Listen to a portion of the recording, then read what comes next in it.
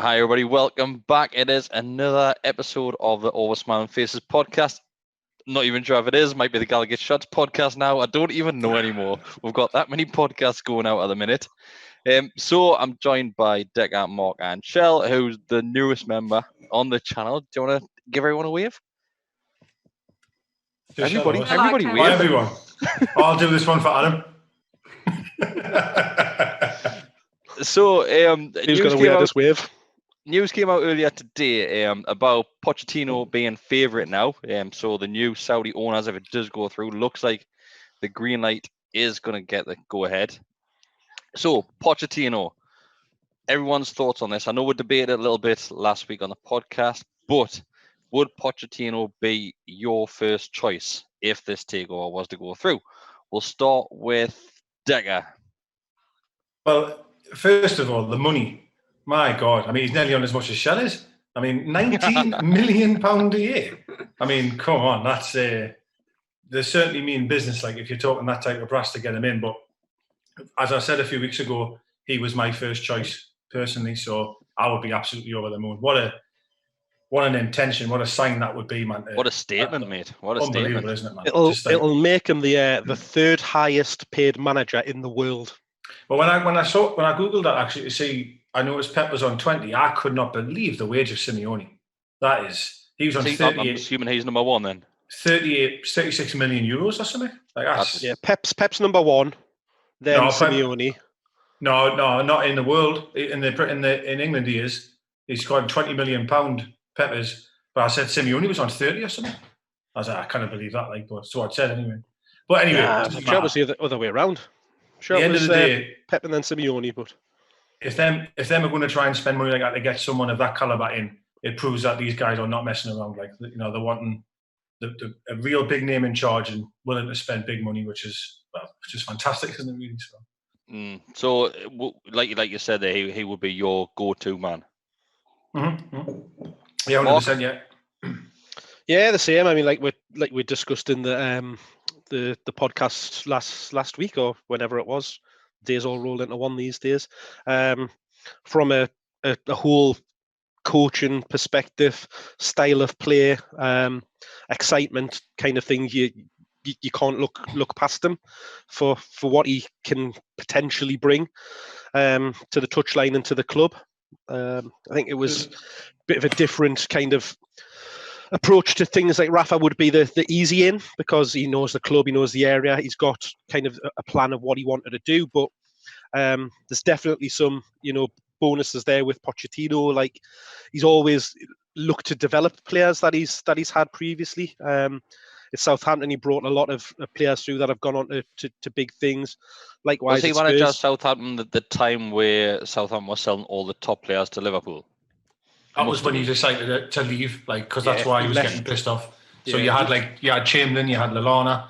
There was a lot of not Chamberlain, but it's Lallana. He had some really good players, and then all of a sudden they started selling them off, and that's when he started getting a bit pissed off. So Ings went as well. Ings from Southampton. There was a fair few. There was around about 4 or 5 Southampton players went on to Liverpool, wasn't there? So, Shell, thoughts on Poch? Well, firstly, what a great position for us to be in. I can't imagine 6 months ago being in a position where we could discuss whether we wanted Poch or Rafa. I mean, it's just absolute madness. Well, a word of warning, we did a podcast about a year ago where we were debating if we were going to get it was Arsene Wenger or Jose Mourinho. Jose, wasn't it? Yeah. We ended up with Steve Bruce at that point. Now. So it was a great position back then as well. Let's not get our hopes up too much that Poch is going to come riding in, because we haven't got a very good history with this, have we? Well, that's the thing about the job. I mean, I just feel like, for me, I feel like Rafa had his time cut a bit short. He had really good intentions, and I don't know with Poch whether he'll have the same relationship with Jans, and I think Rafa having a bit personal, and I think that's quite important. So I think my opinion on it is, if you're looking at a project and someone that's already got the knowledge there, Rafa is probably that person to bring in, even if it's just for 2 years to get the ball running, see what happens in the initial 2 years. Basically just dig the foundations of what the future may bring. I think personally, though, I would love a clean slate. The cut from Ashley just gives you that opportunity to bring a fresh face in Poch.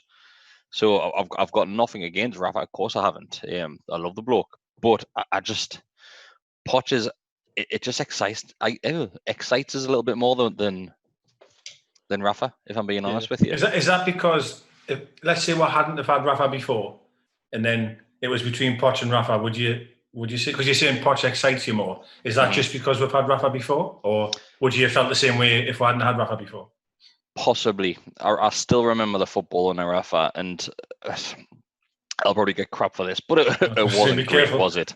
It wasn't great, let's be honest with you. Someone put on my Facebook, I would rather have Rafa, and like really start. He said he was amazing, he did amazing, and I was like, I'm sorry, like I can't say it was amazing. Like, I mean, that championship season was pretty dross, right, at times. Some really bad performances, and the football was awful. But then everyone always points out, oh well, if you give him loads of money though, and he brings in, you know, bigger players and better players, will play better.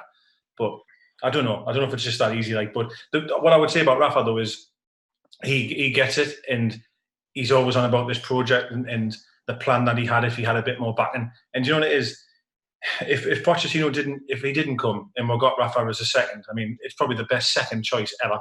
Do you know what I mean? So it's not the end of the world, is it really? If you get either one of them, really. No, you can't be upset between either of the names, and even all of the other names that we've been linked with. You know, they're all very, very high profile top managers. I think that question that you just asked there about the, you know, between the two, I think probably Poch has got the bigger current name. Obviously he's managed Spurs and did well there over the last 5 seasons or so he's probably, you know, had a bigger profile in the game most recently, even though obviously Rafa was with us during that time as well. But historically, then you've got to think Rafa's a bigger name and a bigger draw. But I think when you look at, like you're saying, Deka, about the football, Pochettino's style of football excites me. The way that they are, the very high tempo, that he gets his teams to press.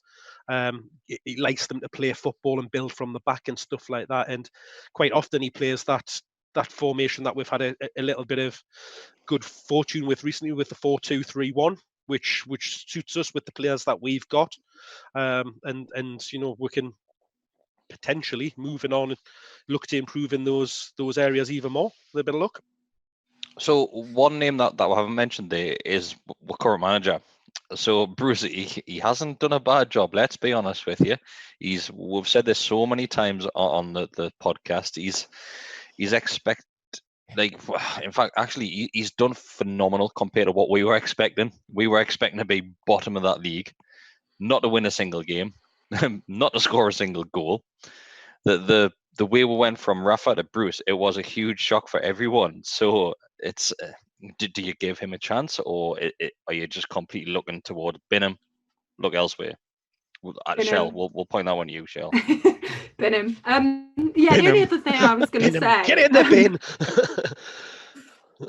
I mean, I feel like I've been to a fair number of away games this season, and I know it all evens out, but I just feel like generally we've been quite lucky with some of the wins we have, and whereas before I would feel like Rafa was making substitutes, and I was sort of, the fans would understand what he was thinking.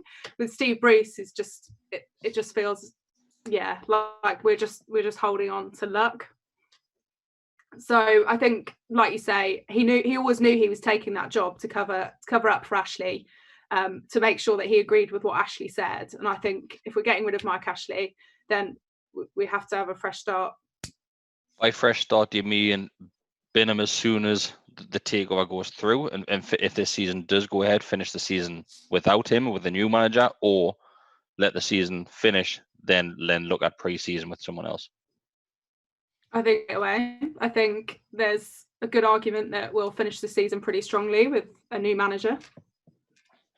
I don't think we owe him anything. He'll get a nice payoff. I'm a bit torn with it, like, to be fair. I struggle with the idea of him staying on, like, if I'm honest. And this isn't because it's against Bruce at all. To go on absolute record here, I think he's done an unbelievable job in very, very difficult circumstances. He came in and let's be fair, did anybody really want him except Ashley?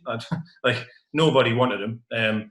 For him to come in, and I think we're 8 points off Europe at the moment. Also, we're 8 points off relegation. We're in the quarterfinals of the FA Cup. I'm sorry, that's an amazing performance, and considering when he came in, what he was dealing with. I think the issue you've got, though, when you've got today's links coming out saying we're linked with Pochettino and stuff like that, how can he walk into the job when the season's going to start again, or finish, should I say? His job's like, it's untenable now. Like, he's a dead man walking. Like, yeah. Like, how can he come back?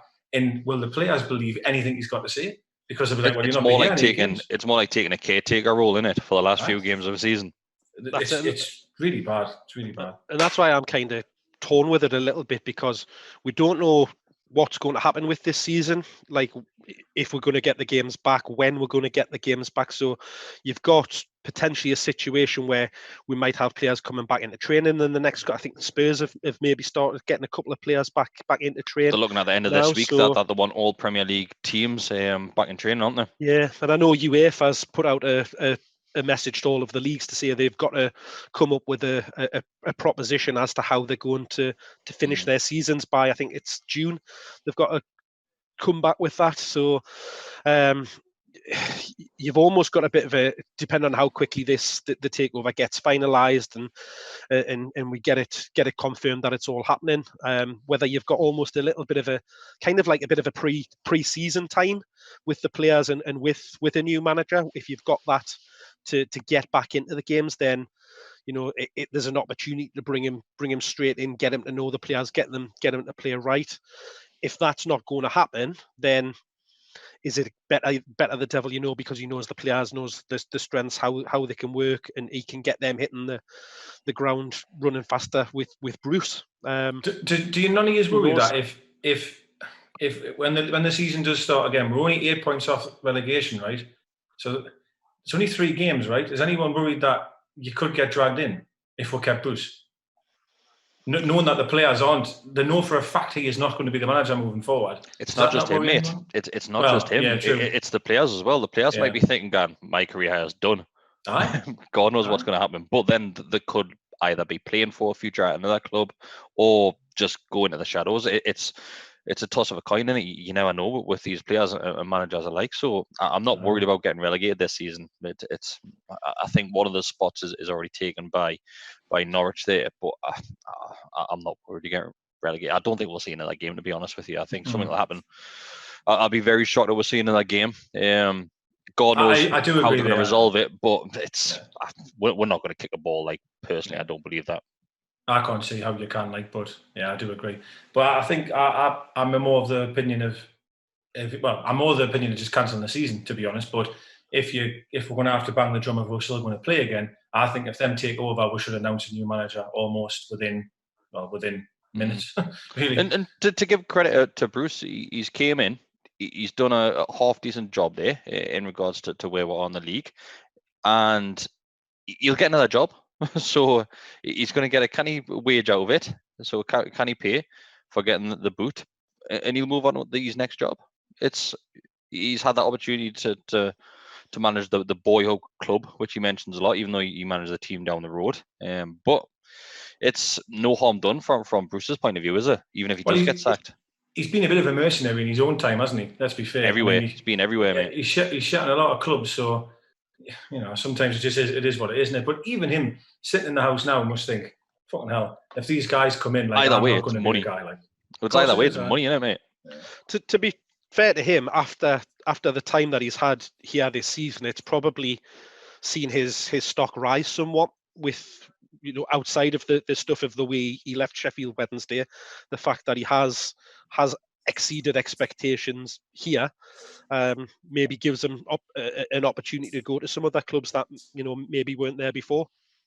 So rather than just maybe he'll be glad. Yeah. Maybe he doesn't want to risk, having done such a good job, having the scrappy few games left of the season and potentially us getting relegated. Maybe he's happy to hand over the baton. It's a shout. He could probably go out with his head held high, really, can't he? On the back of this, he's got no shame from what's happened. So yeah, it's probably a shout. He might want this. He might be thinking, this is my get out now. I can go out and not be the man that's relegated Newcastle if it does go down to that. Yeah, I He's can't on the imagine cans him. already. He's on the pasties and pies now. Kebab and can in hand. So, on obviously moving on from managers, just to quickly touch on this, the takeover itself. So I done the podcast last night with Ben Jacobs, where he mentioned the whole sports washing thing. We went into the politics of it all. He also mentioned the Crown Prince there, saying that he might not have much of an involvement with the club at all, because what happens in Saudi, he'll put his name to a lot of things. It's his get out, so if something goes well, he can say, oh, I've been there all along, this was my idea, blah, blah, blah, blah, blah. But if things go completely wrong, it's disastrous, he can say, oh, my name was just on the likes of the paper as a token gesture because who I am, sort of thing. It's a good thing to do when you're dealing with Exactly. Newcastle, like, to be fair, isn't Exactly, it? can go either way, can't it? Either way. So, on the takeover itself, are we gonna predict a date on this? Because I know Shell's done it. What was it, Friday that you're going for? Yeah. It's at the first, is it? The first of the month. Is there a reason as to why you're saying the first, or is it just? Not particularly. I just like things are like the pace that everything's moving out with the payments and everything. And also it'd be ideal if it's Friday, because I feel like I can just finish work a bit early on Friday. So Get on the I've put a holiday in. I've put Straight a holiday on in the just in cans. case. So just in case, it's Friday, start the weekend's the best possible way you can do with money. Yeah, I don't see them announcing it over the weekend. And I think given how things have been moving, I don't think any longer that Jamie Reuben necessarily needs to resign from QPR. The way that things are moving, they might not need him as a director.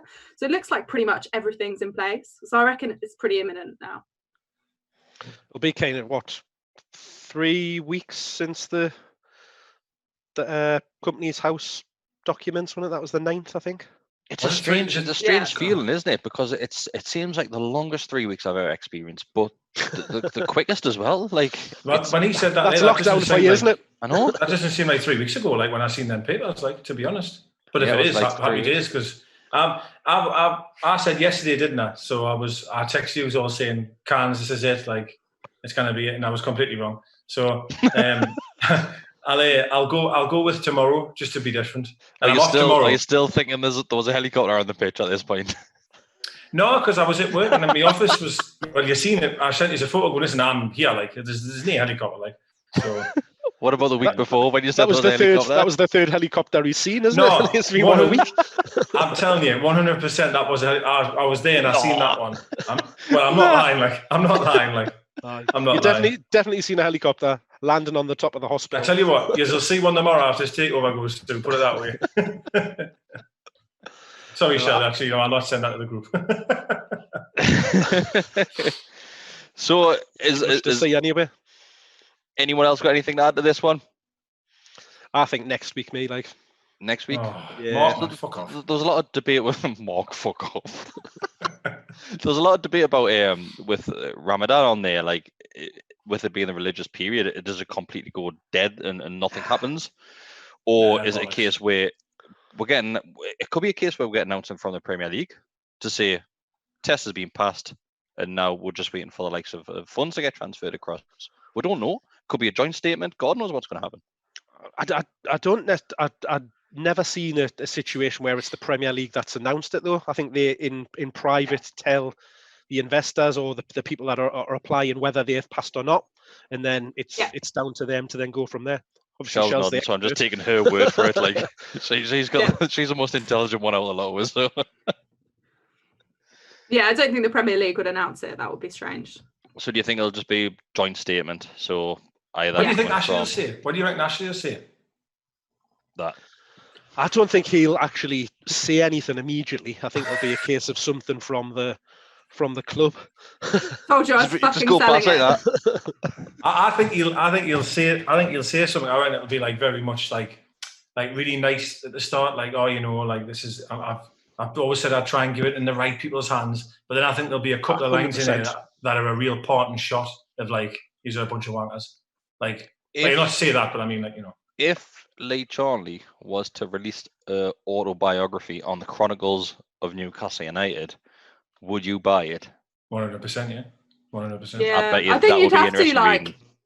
just for like the Johan Kebab story as well. I was telling Reese about it earlier. He didn't know anything about the Johan Kebab saga. We were talking about previous managers. He was like, "What?" Paul's insomnia. It could be the greatest interview it's up there with Keegan's absolute meltdown on Sky Sports, joking everything Talk Sport. Oh, it was on the day that though. I had it on all day the day because it was so many years to the day. It probably upsets you now because everyone has a go at them all the time. And I'm like, bless him, he just wanted to win. Do you know what I mean? Leave him alone. Do you know what I mean? Leave me down. To be fair to Lee Charnley, he hasn't done badly at Newcastle since joining as a T-boy. And essentially, oh Jesus Christ! Mate, I thought you were going to give him credit there. No. I was literally sitting here going, "Mark." Not he hasn't done bad in the job. I mean, he hasn't done badly for himself to get the job.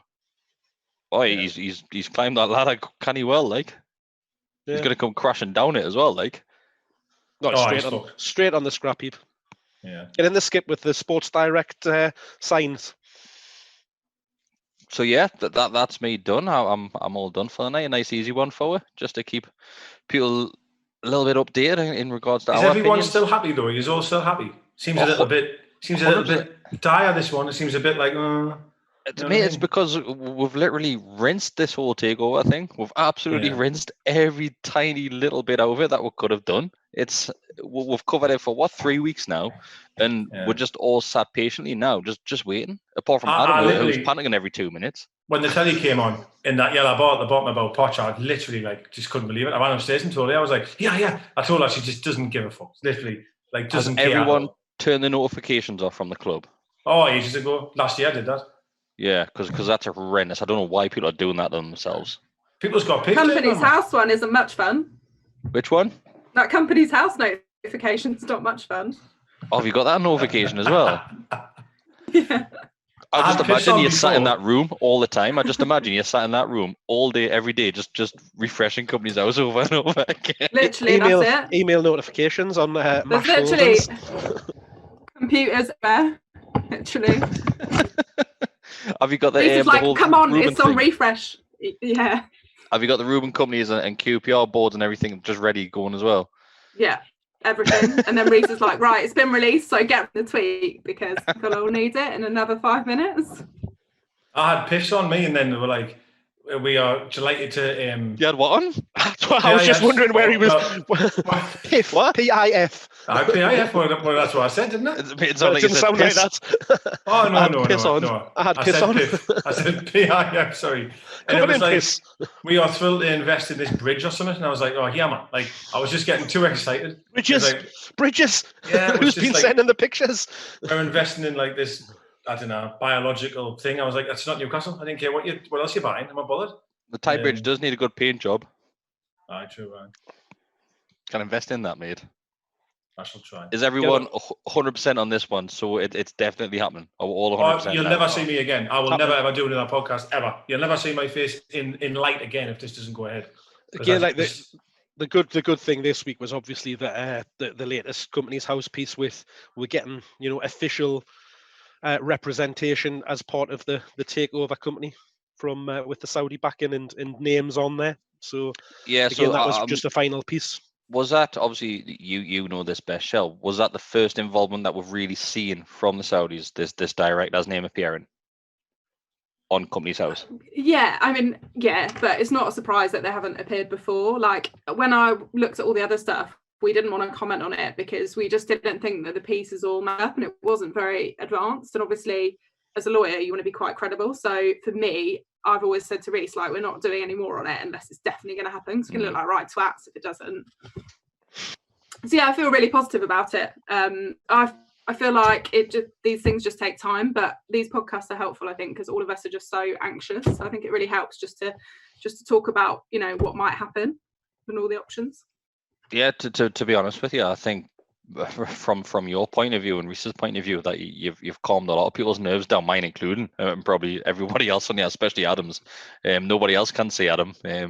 He panics every single Adam's day still in the panicking. WhatsApp group. He'll tell me that's not happening about 10 times a day. He's unbelievably stressed. He's got out a of sick bucket on his What was knee it? now. Yeah, there was, what was that? A message. It was a really positive message that was posted, and he went, "Oh no, I can't believe it! It's off know. now." And we're I know. like, "Eh? What?" I read it. I was like, "I can't believe it." I'm like, I'm reading it again, going, "What have I missed?" Well, I had to go back up a few messages, again. If I missed a message, yeah. He's making me nervous. So I look one way, he's making us nervous. Then we'll look the other way, and recent chill. I'm going, no, just ignore him, ignore Adam. Just don't listen to a word he says anymore. We never did anyway. Yeah, that is true. So yeah, thanks everyone for watching. Thanks for listening, and we'll see you in a couple of days, hopefully. And Tomorrow. cans. Next week will be a live takeover. Not Podcast. next week, mate. Tell you. Friday. Tuesday. I'm going to say next Tuesday. Bye, everybody. See you next Tuesday.